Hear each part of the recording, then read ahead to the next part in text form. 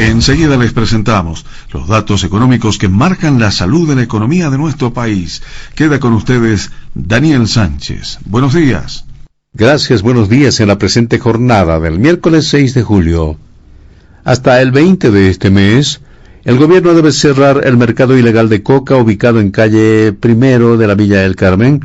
Caso contrario, los cocaleros de ADEP Coca de Villa Fátima amenazaron con nuevas movilizaciones y bloqueos de caminos desde ese día. Le estamos dando un ultimátum a este gobierno hasta el 20 de julio, señalan, día que se realizará la asamblea en Coripata. Caso contrario, de no ser atendidas nuestras peticiones, vamos a tomar determinaciones como ser marchas, bloqueos de caminos con las 3 provincias. El informe corresponde al secretario ejecutivo del Consejo de Federaciones de los Yungas, Carlos Choque. El gobierno de Pocoata anuló el proceso de contratación de al menos 20 equipos y aparatos para centros de salud de ese municipio ante el presunto sobreprecio en la adquisición de oxímetros de pulso para adultos y negatoscopios, según informó el alcalde Vladimir Tumiri.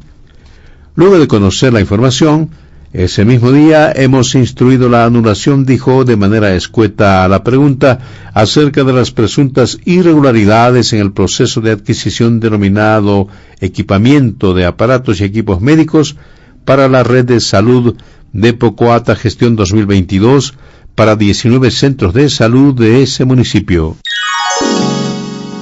Yacimientos Chaco, subsidiaria de Yacimientos Corporación, ha vuelto a ratificar que la intervención en el área petrolera de Astillero afectará al 0,004% del total de la superficie de la Reserva de Flora y Fauna de Tariquía. El ambientalista de la plataforma Unidos por Tariquía, José Humacata, ha replicado a la empresa al decir que en los 4 bloques petroleros, incluido el Astillero, se destruirán más del 55% del área protegida en la confluencia de los ríos importantes y uno de ellos desemboca en territorio argentino. Se destruirá y contaminará mucho la biodiversidad de la flora y fauna de la Reserva de Tariquía, reafirmó Humacata. Los productores del norte cruceño no tienen diésel desde la semana pasada y registran problemas con el abastecimiento del producto desde hace más de un mes. Así ha indicado Eliezer Arellano, representante de los productores del Grupo Norte Chané Peta Grande. De acuerdo con Arellano, les han informado que el martes 5 de julio ayer iba a llegar el combustible al surtidor donde se abastecen. Venimos haciendo, dice, cola desde hace más de un mes.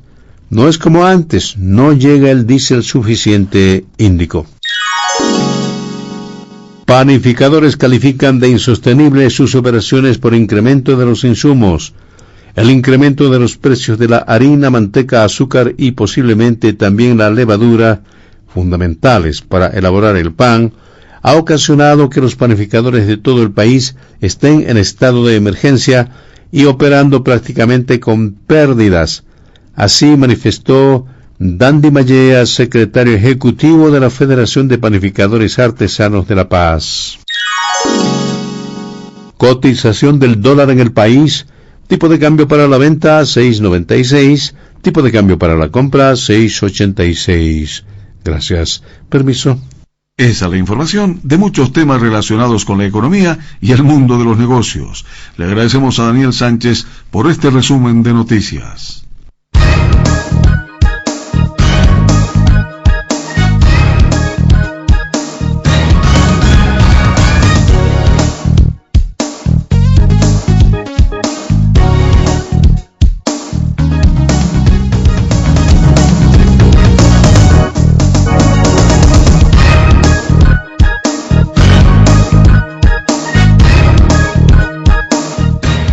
Lo condecoraron por capturar a Misael Naya y ahora lo suspenden por el mismo caso. El mayor Álvaro Julio Muñoz y el capitán Rubén Aparicio fueron suspendidos de sus cargos en la policía boliviana, según el coronel Augusto Russo, inspector general de la entidad de Bolívar, quien confirmó que ya no están cumpliendo funciones y están esperando un nuevo destino o disposición. Las determinaciones que ha tomado el mando, en este caso la dirección de la FELCN, para suspender a estos dos funcionarios, dijo Russo, al exponer que se tomarán los recaudos necesarios para garantizar el debido proceso respecto a este tema y referir que los cambios generan mejora y han de permitir que la percepción de la ciudadanía hacia la policía cambie. Lo curioso del tema es que la semana pasada el propio mayor Muñoz fue reconocido con el premio a la excelencia policial, gracias a la aprehensión de Misael Nayar, acusado de la muerte de dos policías y un voluntario grupo de apoyo civil a la policía boliviana. Sin embargo, oficialmente se conoce que Nayar se entregó y no fue detenido por las fuerzas del orden. Muñoz recibió la detención de manos del ministro de Gobierno Eduardo del Castillo y del recientemente destituido comandante general Johnny Aguilera. Sin embargo, los nombres de Muñoz y del capitán Rubén Aparicio aparecieron en medio de las investigaciones a Nayar, yerno del narcotraficante Enar Limo Lobo y principal autor de la muerte de los selectivos en Porongo, sobre una supuesta complicidad con el aprendido. La información fue negada por el propio Muñoz, pero el asunto tuvo sus consecuencias y por ello está suspendido. El ahora excomandante de la policía, Johnny Aguilera, en su discurso destacó que el reconocimiento a Muñoz era un homenaje al policía del año porque es un policía de excelencia. Entre tanto, el anuncio se da después de que la defensa de Misael Nayar solicitara que se convoque a declarar a Muñoz y que se secuestre su celular, donde presuntamente existe evidencia en la que se acuerda que Nayar se iba a entregar voluntariamente. Uno de los abogados de Misael Nayar, Franz Tamayo, dijo que se solicitó a la Fiscalía que se convoque al policía mayor Álvaro Muclio Muñoz, quien aprendió a su cliente y que se encuentra el celular del uniformado, donde presuntamente, si se secuestra el celular, existe la conversación en la que Nayar indica que se entregaría voluntariamente.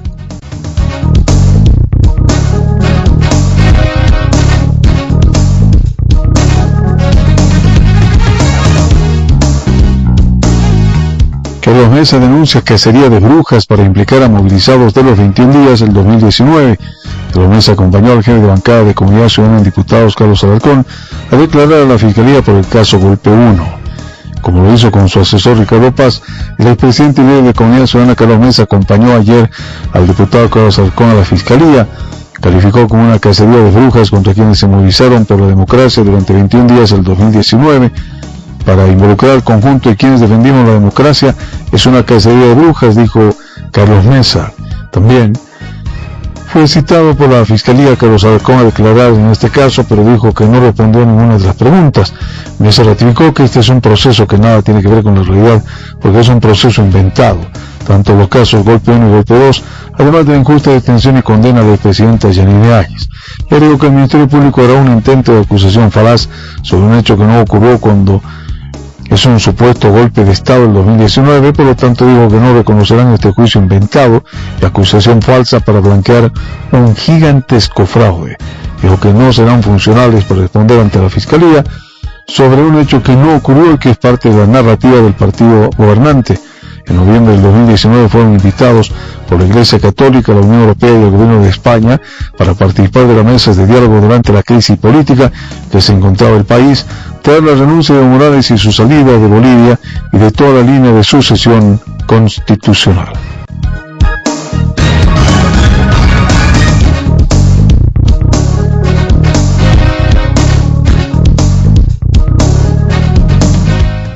Aprenden al presunto autor principal del triple asesinato a jóvenes cruceños en Ibirgarzama. Cada uno de los principales sospechosos del triple asesinato ocurrido el jueves en Ibirgarzama.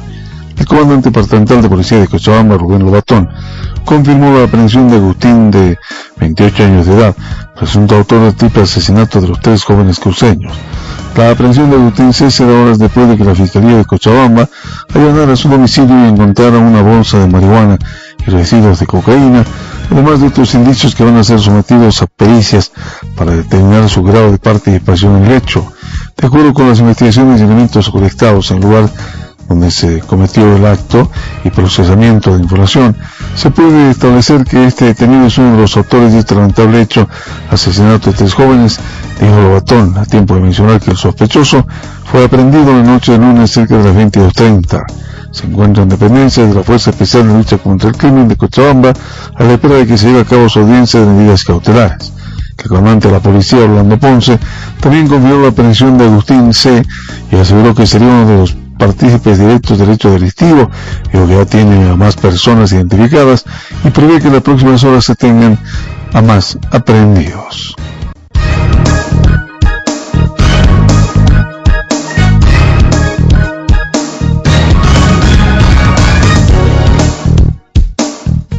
diputado del Movimiento Socialismo Héctor Arce sospecha que su colega Rolando Cuellar y los ex viceministros Freddy Bovarín y Wilder Quirós trabajan para el vicepresidente David Choquehuanca para las elecciones del 2025.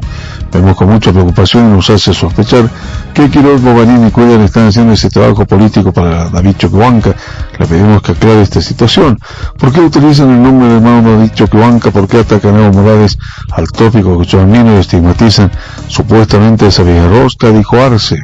También, el parlamentario recordó que en varios ampliados y congresos del partido, los mismos militantes y hasta el propio vicepresidente del MAS, Gerardo García, denunciaron que Choquehuanca tiene la intención de formar su partido y paralelamente se observa personas levantar el nombre del vicepresidente para atacar al líder del MAS.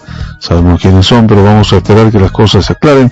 Por lo contrario, vamos a decirlo las próximas semanas con nombre y apellido a quienes responden estos caballeros, porque atacan a Evo Morales, complementó. Y dijo que no tiene ningún problema en revelar quienes tienen la intención de formar su propia agrupación política, y así se conocería quienes piensan desde ahora en las futuras elecciones del 2025. Entre tanto, habrá que recordar que Cuellar denunció la semana pasada que el vicepresidente del MAS agradeció a Miguel Ángel Salazar o José Miguel Farfán, acusado de narcotráfico, por las grandes contribuciones económicas que supuestamente hizo el Partido Azul. Y Bovarín criticó en enero de este año al jefazo del MAS, Evo Morales, y a su entorno que denominó jefismo, al que responsabilizó de forzar una candidatura a la presidencia por cuarta vez, lo que en su artículo denominado el síndrome de Bouvris y la lucha por el poder publicado en el periódico gubernamental. Cuellar se ha declarado también públicamente un defensor no solo del vicepresidente, sino del presidente Luis Arce, y se ha mostrado crítico de Evo Morales y de su entorno político, que durante años lo acompañó en el gobierno entre el 2006 y 2019.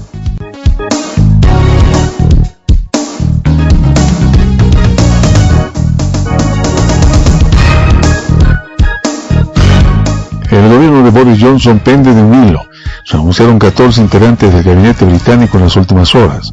Hoy miércoles han sumado a los secretarios de Infancia, de Educación y del Tesoro, entre otros funcionarios de jerarquía. El Premier se presentará en minutos ante el Parlamento, mientras crecen los pedidos de renuncia desde el propio Partido Conservador. Boris Johnson comparece hoy miércoles ante los diputados británicos para defender su continuidad en un cargo que cada vez pende de un hilo, tras una ola de dimisiones en protesta contra la legitimidad del controvertido primer ministro, que está cernido por los escándalos. Ayer los ministros de Salud, de Finanzas, anunciaron casi al mismo tiempo sus respectivas renuncias a raíz de los incesantes escándalos que rodean a Johnson y su ejecutivo. Luego una decena de otros miembros del gobierno de menor rango, en una sangría que continuó hoy con 3 nuevas retiradas que suman ya 14. El secretario de Estado para la Infancia y la Familia dimitió señalando no tener otra opción, tras haber transmitido en los medios de comunicación información proporcionada por la oficina de Johnson que resultó ser inexacta. La asistente del secretario de Estado de Transporte, Laura Trott, también denunció considerando que la confianza en el gobierno se ha perdido. Lo propio del secretario de Educación lamentó presentar su dimisión, donde dijo que los grandes logros del gobierno han sido ensombrecidos por errores y cuestiones de integridad. Luego anunció su renuncia como ministro del Tesoro John Glenn, señalando que tiene una total falta de confianza en el liderazgo de Johnson. Además de ellos, que eran considerados piezas claves en el Ejecutivo británico, dimitieron otros diputados que ocupaban cargos de menor responsabilidad, según se ha conocido. También presentaron ayer dimisión 2 secretarios privados en el Partido Conservador, y está cada vez más debilitado, pero aferrándose al puesto el primer ministro, que comparece por segunda vez hoy en la sesión semanal de preguntas en el Parlamento, y por la tarde ante el denominado Comité de Enlace, formado por los presidentes de los diferentes parlamentarios y encargado de examinar el trabajo del gobierno. Dicen la mayoría de los entendidos en temas políticos que el gobierno de Boris Johnson pende de un hilo.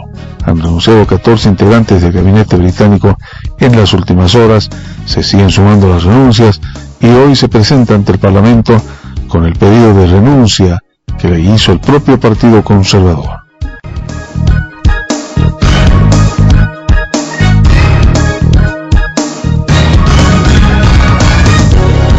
Y ahora estamos en Sucre, la capital de Bolivia, donde se vive la gloria y la grandeza del pasado histórico del país. Nos brinda el informe Alcira Barja. Buenos días. Gracias, buenos días. El Ministerio Público presentó acusación formal en el caso YPFB Seguros en contra del exministro de Hidrocarburos Víctor Hugo Zamora el expresidente de la estatal petrolera Erland Javier Solís y otras 2 personas por haber evadido licitaciones públicas en la contratación de seguros generales para yacimientos petrolíferos fiscales bolivianos. El director de la Fiscalía en Delitos contra la Corrupción, Aldrin Barrientos, informó que el proceso de contratación irregular se ejecutó en abril de 2020 y se acusa a las 4 personas por los delitos de resoluciones contrarias a la Constitución y las leyes, uso indebido de influencias e incumplimiento de deberes. Los acusados dentro de este caso son el exministro de Hidrocarburos, Víctor Hugo Zamora Castedo, el expresidente de YPFB, Erland Javier Solís Montenegro, la exgerente legal de YPFB, Elizabeth García Carrasco, y Daniel Edmundo Terrazas Flores, por los delitos de resoluciones contrarias a la Constitución y las leyes, uso indebido de influencias e incumplimiento de deberes. Por todos estos delitos, el Ministerio Público está solicitando la sentencia condenatoria para todos los responsables y la pena máxima de 10 años de prisión, más agravantes y criterios de concurso ideal y real.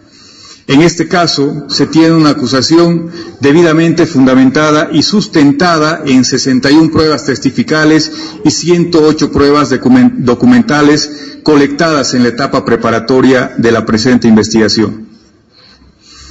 Es importante informar que los señores Víctor Hugo Zamora Castedo y Erland Javier Solís Montenegro se encuentran en este momento en calidad de rebeldes. Sin embargo, debido a que se ha acusado a los mismos por delitos de corrupción pública, se encuentra habilitado el juicio en rebeldía, debido también a que ambos cuentan con mandamientos de aprehensión emitidos por la autoridad judicial competente. Se conoce que ambas exautoridades están fuera del país. El exministro Zamora mantiene en reserva el lugar donde se encuentra, pero afirmó en abril del 2021 que goza de protección. Entre tanto, las otras 2 personas acusadas, la exgerente legal de YPFB, Elizabeth García, y el ciudadano Daniel Terrazas, cumplen arraigo, detalló Barrientos.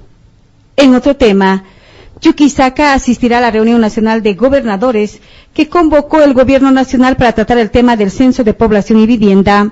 Damián Condori anunció que propondrán la postergación de este proceso para un fin de semana. Asimismo, solicitarán la aprobación de una ley que garantice que los municipios con menor población no pierdan escaños con los nuevos resultados del censo. Que está previsto la reunión del Consejo Nacional de Autonómico para el día martes, si no me equivoco, el 12 de este mes, estaremos presentes, como el caso del censo. Obviamente hay un pedido de la primera reunión que se ha llevado de instituciones, hay coincidencias con los municipios, hay coincidencias con la misma universidad, con la misma Federación de Empresarios Privados, donde el planteamiento de pedir la suspensión del censo creo que es unánime, no hay una otra contrapropuesta sobre ese pedido.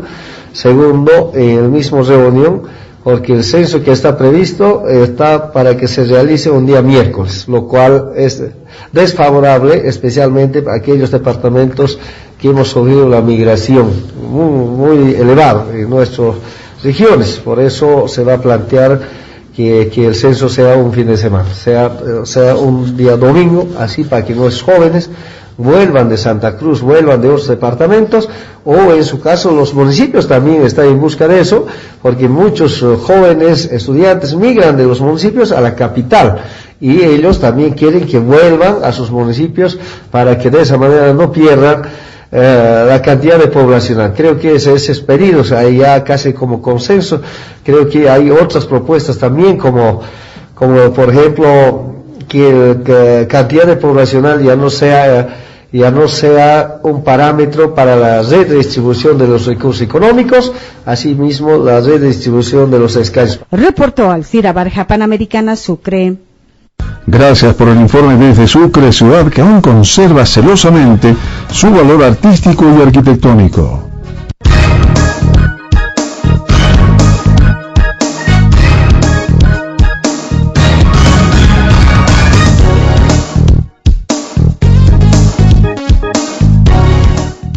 La Organización Mundial de la Salud confirma más de 5.000 casos de viruela del mono en el mundo. Europa sigue siendo la región más afectada por el virus, con 85% de los casos, mientras que 53 países tienen ya contagios. La OMS registró 5.322 casos confirmados en el laboratorio de viruela del mono en todo el mundo, un incremento de más del 50% respecto al balance anterior del pasado 22 de junio, y una sola muerte, según anunció la portavoz de la organización. La OMS sigue pidiendo a los países que presten especial atención a los casos de viruela del mono para tratar de limitar las contaminaciones, dijo Fadela Sheib en una conferencia de prensa en Ginebra. Por ahora no está prevista una segunda reunión del Comité de Emergencia de la OMS sobre este tema, luego de su pleno encuentro que tuvieron el 23 de junio pasado. También, la OMS ha estimado la pasada semana que el actual brote de viruela del mono, aunque muy preocupante, no constituye una emergencia de salud pública de alcance internacional, el más alto grado de alerta de la organización. El número de casos aumentó considerablemente en los últimos días. Europa sigue siendo la región más afectada por el virus, con 85% de los casos, mientras que 53 países se ven afectados. Se ha detectado desde mayo un inusual aumento de casos de viruela del mono fuera de los países de África Central y Occidental, donde el virus circula habitualmente. Aunque la mayoría de los casos se refieren a hombres que tienen relaciones sexuales con hombres, otros grupos vulnerables también están en riesgo, destacó la portavoz. Hubo algunos casos en niños y en personas que tienen un sistema inmune comprometido. Conocida en el ser humano desde el 1970, esta enfermedad se considera mucho menos peligrosa y contagiosa que la viruela, que fue erradicada en 1980. Se manifiesta con síntomas gripales y erupciones cutáneas y generalmente se cura por sí sola después de 2 o 3 semanas.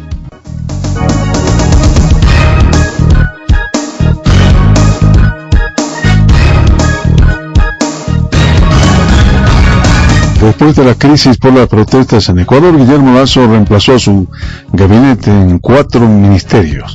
El presidente les tomó juramento a los nuevos jefes de las carteras de Finanzas, Transporte, Vivienda y Educación Superior, y aún no se conoce el reemplazo de la ministra de Salud.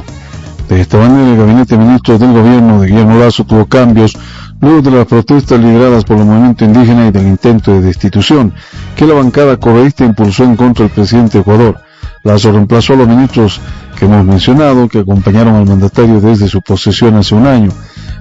Según el informe que se ha dado a conocer, el programa económico que incluye el préstamo con la multilateral de crédito fue suscrito por el gobierno de Lenín Moreno el 2020 para que el Estado obtenga un respaldo financiero de 6.500 millones de dólares. Según el informe, Pablo Arozomena Marriott, que ejercía como gobernador del Guayas, reemplazará a Simón Cueva, quien tenía la cartera de Finanzas y que tuvo que trabajar en la aprobación del endeudamiento con el Fondo Monetario Internacional. Cueva, en un mensaje de despedida, dijo que en su gestión se avanzó en la consolidación fiscal, en una reforma tributaria y que se han renegociado acuerdos con organismos internacionales y de relaciones bilaterales. El gabinete Lasso también recibió un nuevo ministro de Transportes y Obras, un empresario ejecutivo. También se ha conocido que ha habido cambios en otras carteras de Estado, como la de Vivienda, que tiene ahora a Mariela Gabriela Aguilera Jaramillo, que se desempeñaba como viceministra en esa Secretaría de Estado, y de momento no se conoce cuál es la nueva ministra de Salud. Jimena Garzón dirigía la cartera, según anunció la Secretaría de Comunicación. Lasso aceptó su renuncia, que dirigió la campaña de vacunación anti-COVID que impulsó Lasso al inicio de su mandato y que recibió elogios de la comunidad internacional, pero Garzón tuvo que enfrentar la crisis en el sistema sanitario del Ecuador y, a pesar de los pedidos de los médicos y de los pacientes, no declaró en emergencia al sistema público, donde había desabastecimiento de medicinas y de insumos para las cirugías. Aún no se conoce quién la reemplazará.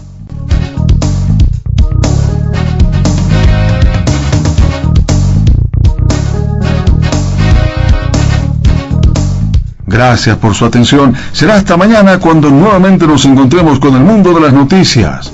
Tomen en cuenta que nuestra primera bendición del día fue despertar. Demos gracias a Dios. Ahora de nosotros depende cómo será este día. Démosle la posibilidad de que sea un gran día. Continúen en nuestra sintonía. Panamericana, 580 kHz AM y 96.1 FM en la ciudad de La Paz, 106.3 FM en las estaciones propias del país. Regulación y fiscalización ATT.